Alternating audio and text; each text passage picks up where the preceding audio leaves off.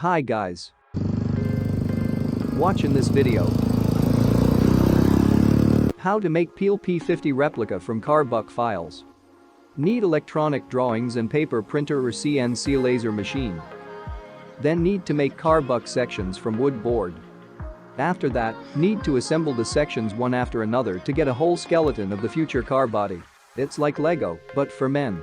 Then need to fill the space between the sections with foam and cut off the excess after drying. After that, need to cover the layout with putty in several layers. After preparing the surface of the layout to the ideal, work with resin and glass fiber is carried out to make a finished fiberglass body, future kit car. After that, the finished body is installed on the chassis or frame.